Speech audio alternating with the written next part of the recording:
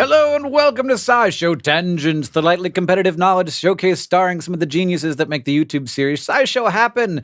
This week, joining me as always are Stefan Chin. Hello. How you doing? Okay, I'm doing good. What's your tagline, Stefan? Winner, winner, chicken dinner. We've also got Sam Schultz here joining us. Hello. How are you doing? Good. Very tired from work brain. What's your tagline today? It was gonna be my brain, but I already said brain. So now my ears are ringing. That's my thing. Sari Riley is here too. Yep. Science communicator and writer. How are you doing, Sari? I'm okay. Also tired. Sari, what's your tagline? My dinosaur son. Oh, wow. Take care of him. I'm Hank Green. How have I been doing? Fine. I just had a really big sandwich, so we'll see how that goes. It smells great in here. And my tagline, I guess, is the bank is open. So here's the situation. Every week on SciShow Tangents, we get together to try to amaze, one up, and delight each other with science facts. And we're playing for glory and also for Hank bucks. They don't do anything useful except more glory. We do everything we can to stay on topic, but we will probably go on tangents because that's the name of the podcast. So if the rest of the team deems the tangent unworthy, we'll force you to give up one of your Hank bucks. Now, as always, we introduce this week's topic with a traditional science poem from Sari Riley. Is it about dinosaur babies? It's not. It's Okay. about my favorite insect behavior of all time. Ooh. Honeybees seem sweet as they buzz and forage, and in the cold dark of winter, with their honey storage, they cluster together and hug in the night to stay warm and toasty and not die from frostbite. But let me turn your attention to the honeybees in Japan, who fight giant monsters, well, hornets that can kill 40 a minute and are too tough for stings. But just wait, these bees have a trick up their wings. They swarm their foe and vibrate so fast you can hardly tell it's the bees being harassed. Like an oven, they roast it at 47 degrees, while they themselves are completely at ease. So these bee balls are ballin', they've got hornets trapped. Thanks, nature, and please, more weird ways to adapt. Oh, God. I mean, the whole podcast should just be that. That was a hell of a poem. That was a hell of a poem. Damn, two Hank bucks. I agree. I think that was. I got goosebumps. It had a lot of rhymes in it. Yeah, good weird ones. Thanks. So bees kill hornets by cooking them. Yeah, Japanese honeybees. They form a bee ball with all their friends around a giant hornet and then just vibrate. And They just burn their ATP and it creates heat. Yep, and it creates a lot of heat. And honeybees die at 47.8 degrees and hornets die at 47.2 degrees. So they get into a very narrow threshold of hot enough to kill the hornet, but not hot enough to kill the bee. It's like a fever, Yeah. except multi-organism. Mm-hmm. So the topic this week is bees. And there's so many interesting things about bees. Yeah. I already knew a number of good bee facts. And then as soon as it was it's a tangents topic, I read a bunch of stuff. And what? Bees are great. Sari, what's a bee? They're a flying insect. They're in the order Hymenoptera. So that's with your wasps, your ants, sawflies. I don't know what those are, but that was in the list too. Somebody out there is excited about the sawfly mentioned. Yeah, there's some entomologists out there yes. And all the sawflies listening too. So they're best known for their role in pollination. We think of honeybees as the iconic bee species, the ones that make honey and build hives and are social and have a whole social order. But there are a bunch of different types of bees. There are stingless bees. There are solitary bees. So bees that don't have hives. Bees that don't have hives or just dig holes in the ground or do other things. But they don't have friends in their holes. Yeah. The lonely bee. They have hermits. babies in their holes, though. Sometimes they put their babies in there, yeah. Mm-hmm. Are most bees lone bees, or are most bees I think hive most species bees? of bees are lone bees. Okay. Bumblebee a hive bee or bumblebee a lone bee? Seems like it'd be hard to squeeze a lot of them into a hive, but all I know about bees is from Winnie the Pooh.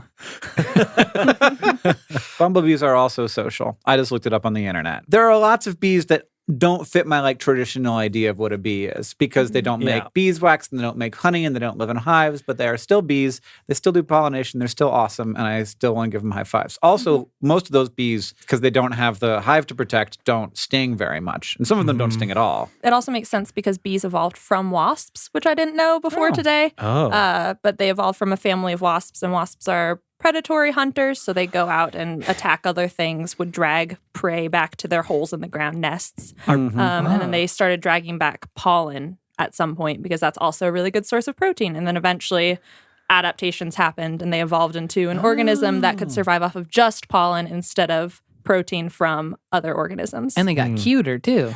yeah, Well, well, they got fluffier to and less like terrible. And then they started making like good juice for us to eat. Ooh, Yeah. good juice. Yeah. Just put in a straw, a big one, like a boba tea straw. really suck. What I take away from this is that I have previously believed, probably incorrectly, that wasps don't need to exist and we should just get rid of them because boo. But we needed them for bees to happen. But now that bees have happened, we can get rid of them, right?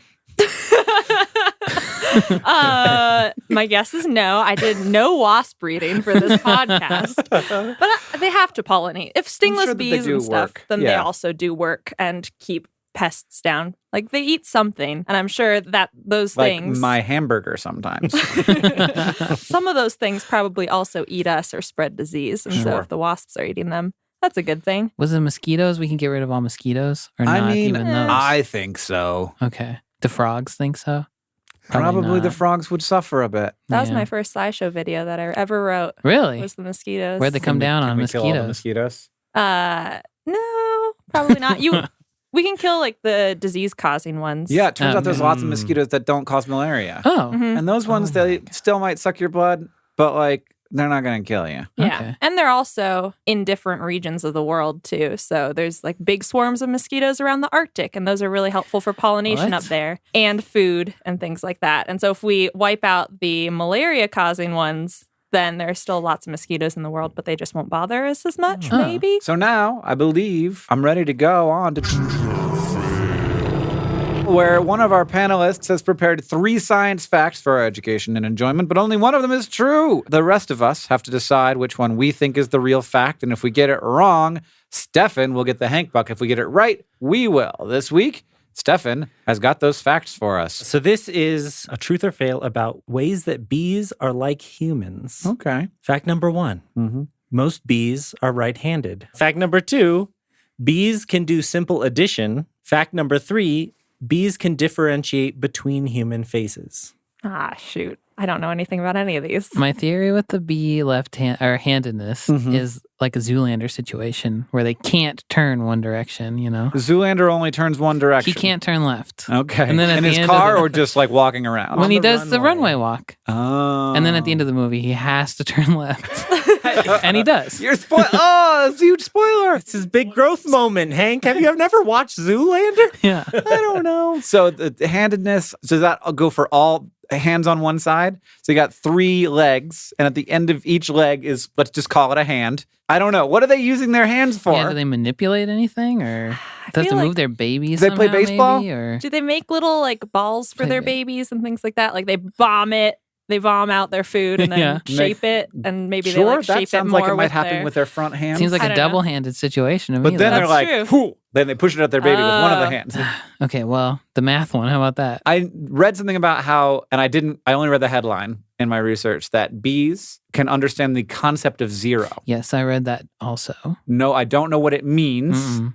Because I don't, like, now that we've said it out loud, I'm not sure I do. I don't know if it has any impact on addition. Right. But I feel like if you like understand the concept of a complicated number like 0, then probably you understand the concept of like one thing and another one thing being 2 things. I can't even imagine like what circumstance bees would need to do that because they can like I also Count. can't understand the circumstance in which bees would need to know what a 0 is. But Also that, apparently scientists, at least in the headline form, have figured that out. yeah. Should have read that article probably. Dang it. What was the last one? We can differentiate between human faces. Oh, because that sounds like it's super useful for a bee. Well, if you have Is like that Karen? yeah, is that Karen, my friend, who's gonna like Yeah. I don't know, Well, do I something know nice that to my hive? The bee in the bee movie can. Yes, he loves that differentiate woman. between different faces because he does fall in love with a woman. Yeah, and he Does knows what her mean boyfriend he- looks like. Does he get it in? I think he do I they think have he a does. child?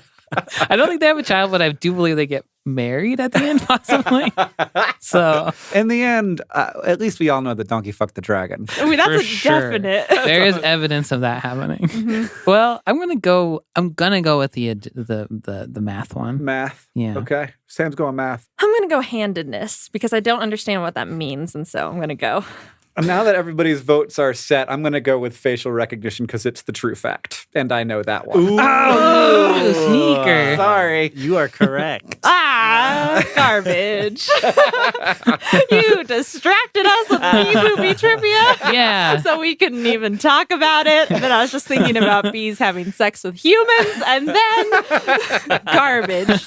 Okay, so with the handedness, I think the headline is misleading. They basically had bees fly down a long tunnel, and in the middle, there was an obstacle that had 2 holes in it, one on the left, one on the right, and the bee had to choose which way to go. And if one of the holes was bigger, it chose that way, usually. But if they were the same size, a quarter of the bees had a very strong preference to go left, a quarter of the bees had a very strong preference to go right, and half of the bees had no preference. So they call that handedness, but it's just sort of they prefer going in one direction over the other. So for the addition one, that one I just made up. Okay. For the concept of zero thing, they trained bees to choose between 2 images that had different amounts of an object. And they were training them to choose the picture that had less of the object. And then they kept reducing the number until they were comparing a picture of the object to a picture of no object. And the bees chose no object as a less thing. I see that there's something less than one. Yes. And that apparently demonstrates a stage 3 understanding of the concept of zero, which means that you understand that 0 can have a numeric value and belongs at the low end of the positive number line. How many stages to There's understanding 4. 0? Oh, they don't have that last one. No. But I presumably do. Probably. I don't know your education level, but this is the first time that high of a level of number processing has been seen in insects, but there was no mention of like addition, subtraction, those kinds of things. And then for the real one, differentiating between faces, they paired bowls of water with various images. Some were faces and some weren't. And the face bowls had sugary water. So training them to like go after those. And after several hours, they were choosing correctly 75% of the time. But then additionally, they have, there's a couple tests that they can use to show how humans process faces, basically by like taking parts of faces and like coagulating it in our minds to like be a recognizable person. And so using similar tests with the bees, they found that the bees could distinguish between different people's faces. They don't think they could recognize the same person if they like got a haircut and grew a beard and put on sunglasses.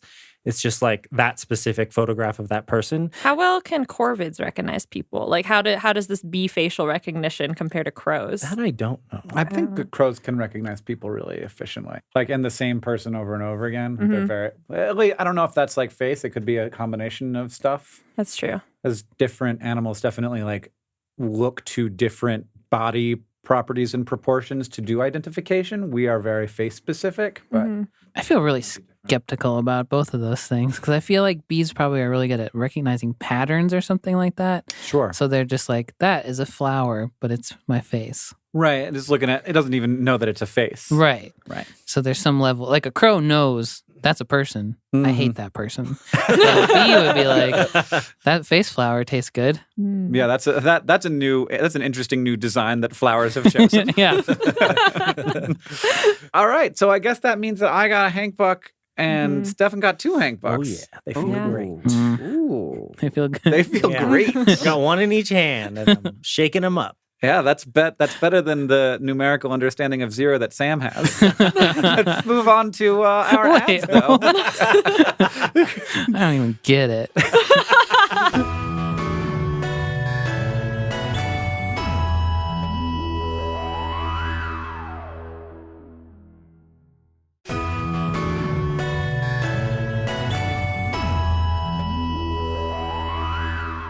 All right, we're back. Here are our Hank Buck totals. Sari has 2. I have 1. Sam has a 0. And Stefan has 2. So it's time for the Fact Off. 2 panelists have brought science facts to present to the others in an attempt to blow their minds. The people receiving the presentations each have a Hank Buck to award to the fact that they like the most. But if they don't like either of the facts, they can just throw them into the dinosaur poop pit. So to determine who goes first, let's say the person who has the best bee sting story. I have a good, boring one. Okay. I was sitting in class and I was like, oh, my head's itchy.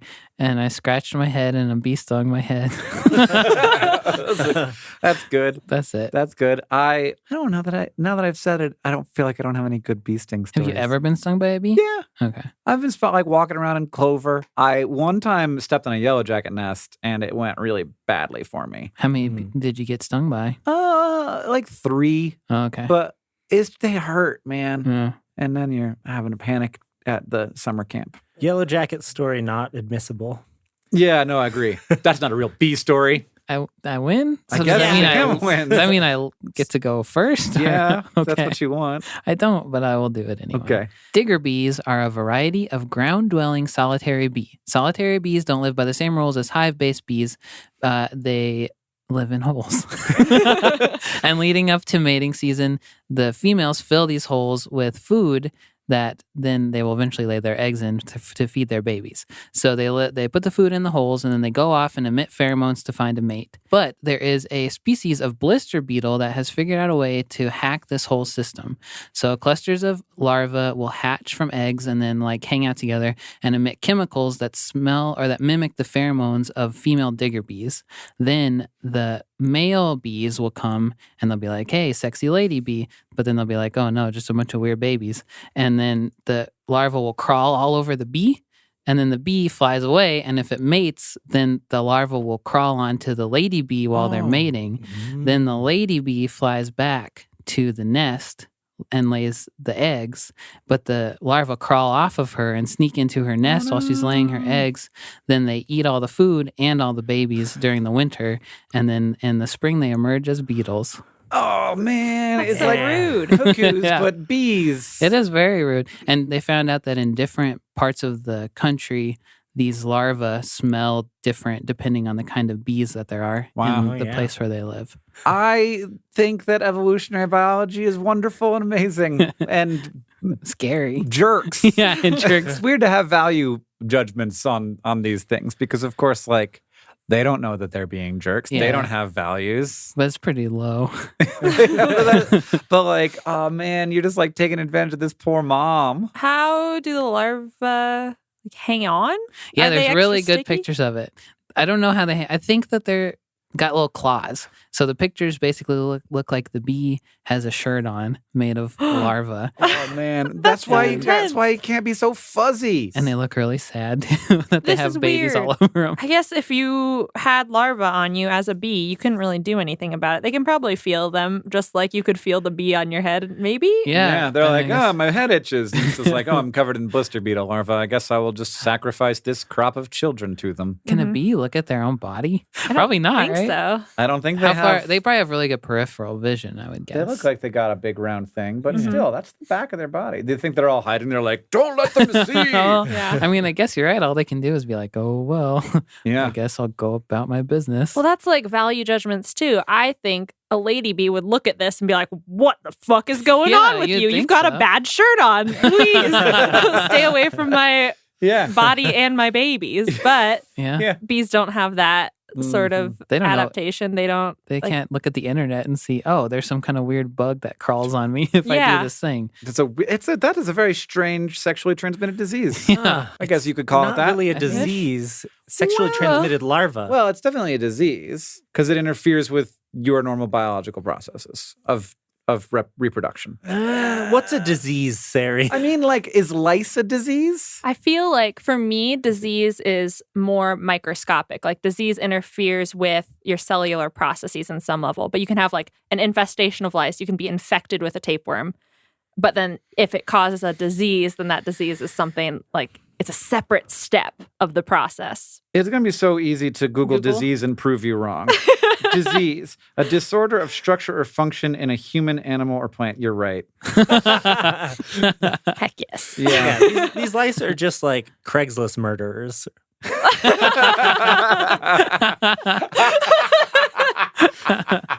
They are. They're like, did you want a lady bee? Oh, I'm over here. And they're like, I got catfished. I got catfished by a blister beetle and now I'm covered in their babies. Can I go with my fact now? Yeah. No All one's right. stopping you but yourself. Here's my fact. Nectar is just water with sugar and some other stuff in it. That is also what everything we turn into alcoholic beverages is. So yes, nectar can ferment and become alcoholic, and honeybees don't mind drinking it. In fact, they like it, and once they begin lapping up fermented nectar, they get a taste for it, and yes, they get drunk. And sometimes they get so drunk that they are incapacitated and can't make it back to the nest. They fall off of flowers, they run into trees, they just get lost. But if they manage to get back to the hive, the guard bees can tell that they've gotten drunk and they will fight them and shove them and generally prevent them from coming into the hive until they get sober. Also, bees will drink 100% ethanol. They found in labs. Whoa. And they don't die? Yeah, no, they're like, cool. I'm like, they get drunk. Yeah. They're party machines. They're party machines. And they got bouncers at the hive to prevent them from coming home drunk.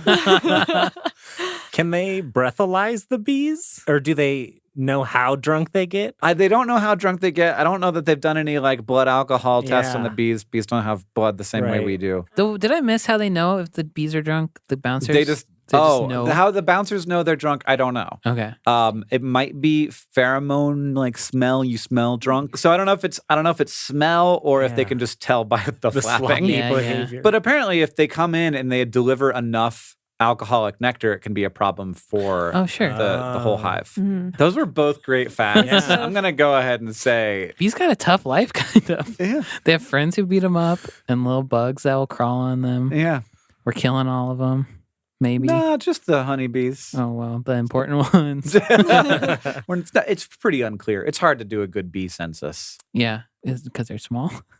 They're really hard to track down and get them to fill out the survey. Yeah. Oh, you were joking. No, I was serious. Oh, okay. It became a joke, but yeah, it's hard to keep track of how many bees there are. Sometimes you look at me for so long that I don't know if I'm supposed to know what you're talking about or not. Large numbers of things are hard to estimate in the animal kingdom. Large numbers of insects, even small fish, because the most you can do is like collect a sample in an area in a time and then multiply that to try and estimate the entire Right. population. The densities vary wildly So and much. change a lot from year to year. Natural variance is totally a thing that happens, and so yeah, it's just hard. Okay, I'm going to give it to drunk bees. Oh. Sorry, Sam. I What just the like heck? it so much. No, I'm going to give it to Sam. Yay! I have 1 point. We're all tied We all except did you. Yeah.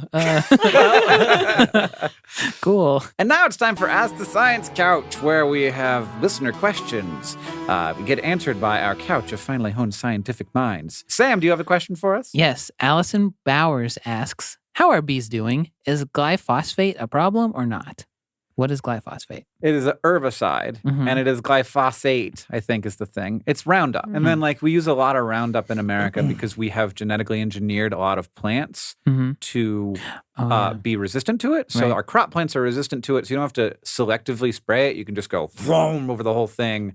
And the plant that has the resistance in it will not get killed. And all the other plants that you don't want will. What I found is that glyphosate interferes with honeybee digestion, we think. Oh. So the way that glyphosate works, it interferes with a particular enzyme in plants and some microorganisms that's in their metabolic pathways. So the way it kills plants is it like breaks the metabolism pathway so they can't synthesize the compounds that they need, and then the plants essentially starve.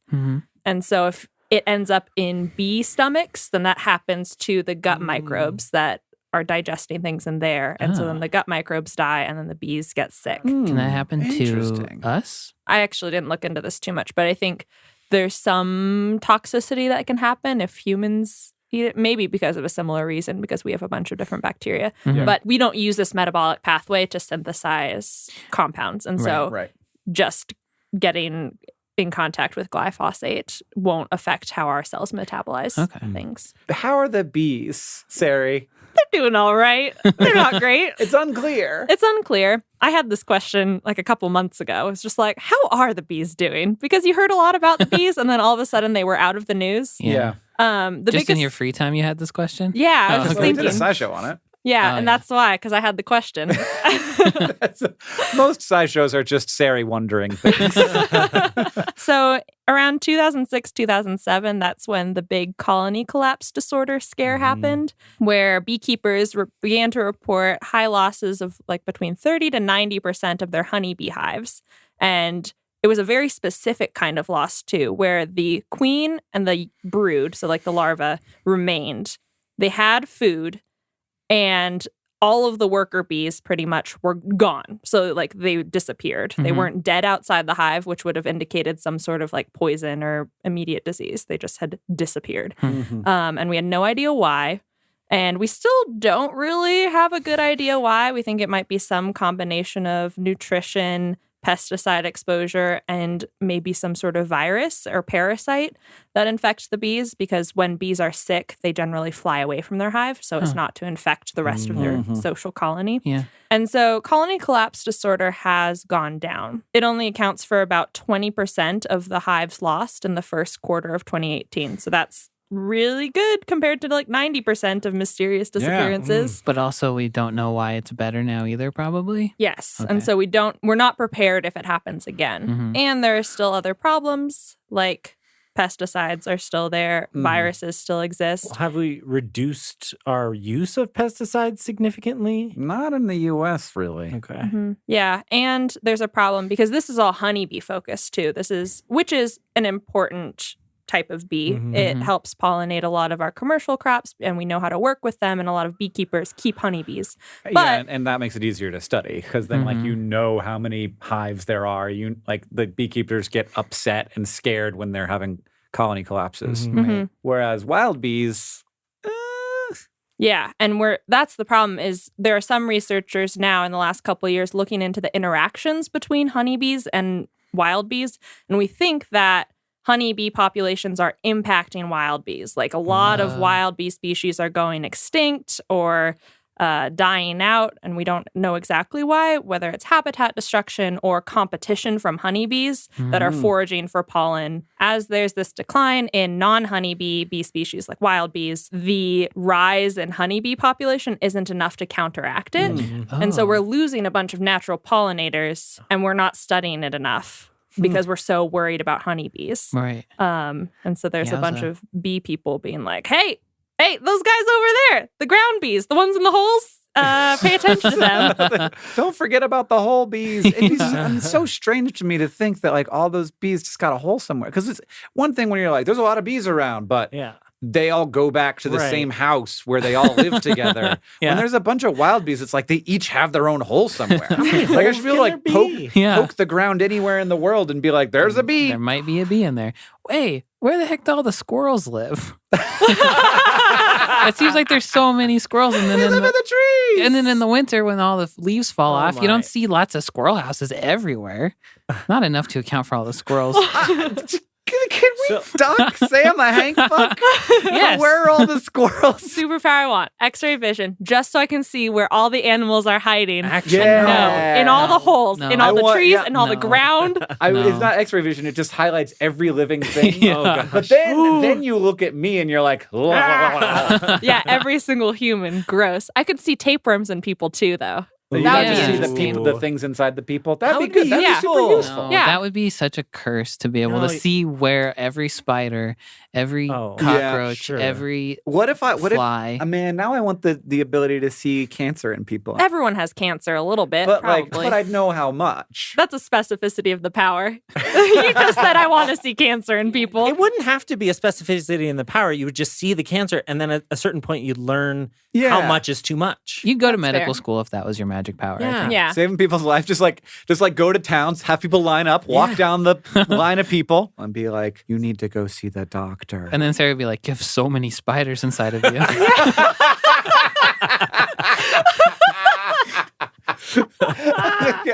This isn't helpful or anything, but whoa.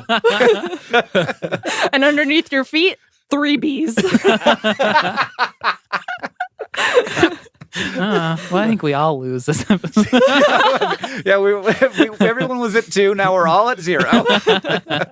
If you want to ask the Science Couch and be responsible for nonsense like this, you can tweet us your question using the hashtag #AskSciShow. Thank you to That Danny Said and Marie Hitchler and everybody else who sent us your questions. So I guess what we've ended up with roughly is a 3-way tie between Sari, Stefan, and I. Sam down 1, possibly down at 0 because of your weird squirrel tangent. But we all ultimately I it turned derailed out well. everything. I'm Yeah. sorry. Maybe the 3 of us should have to pay a Hank buck, and then we just end tied in one Oh, bee, yeah. happy bee family. We're all going to sacrifice our Hank buck and not take yours away. Oh, Yeah. Ooh, So then we're all yes, at we're one. like a little hive, like you said. I Yeah. see now. We're social Thank you. bees. We're social bees. Podcast socialism. I love it.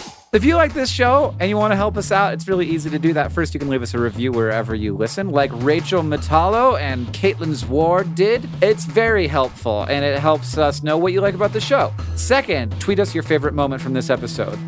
Does it have something to do with Sari seeing spiders inside of you? Maybe. And finally, if you want to show your love for tangents, you can just tell people about us. Thank you so much for joining us. I have been Hank Green. I've been Sari Riley. I've been Stefan Chin. And I've been Sam Schultz. SciShow Tangents is a co-production of Complexly and WNYC Studios. It's produced by all of us and Caitlin Hoffmeister. Our art is by Hiroka Matsushima, and our sound design is by Joseph Tuna Medish. Our social media organizer is Victoria Bongiorno, and we couldn't make any of this stuff without our patrons on Patreon. Thank you. And remember, the mind is not a vessel to be filled, but a fire to be lighted.